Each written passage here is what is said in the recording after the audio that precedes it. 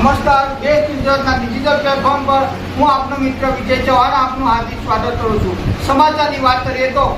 એનું કારણ છે કે જ્યારે હું મારે ખેતરે જે મજૂરી કામ કરતા આવે લોકો, ત્યારે હું જ્યારે સરપંચ નતો ત્યારે અનેક સમસ્યાઓ એ મને કહેતા કે આવી સમસ્યા છે અમારે, જે મજૂરી કામ થાય તો 11 વાગે તલાટી આવે, 11 વાગે સરપંચ આવે, તો કામગીરી જ્યાંથી જે મજૂરી કામ થતા ત્યાં માલિક આવવા ન દે, તો આખા દિવસની મજૂરી પડે 300-400 રૂપિયા। બીજા ગરીબ લોકો હોય એ 300-400 રૂપિયા ગુમાવે તો એનું રોજીરોટી કેમ ચાલે? બાળકો ભણતા હોય તો એક દિવસ ગુમાવો એના માટે ઘણું બધું જીવન માટે ગુમાવવું એ બરાબર થાય છે। એટલે મને વિચાર આવ્યો, હું જયારે પંચાયત ની ચૂંટણીમાં વિચાર કર્યો મેં લડવાનો, ત્યારે પંચાયતની ચૂંટણી લડી અને લોકોએ મારા ઉપર વિશ્વાસ મૂક્યો કે આ વ્યક્તિ કામ કરશે, તો એ જે કામગીરી માટે જે મને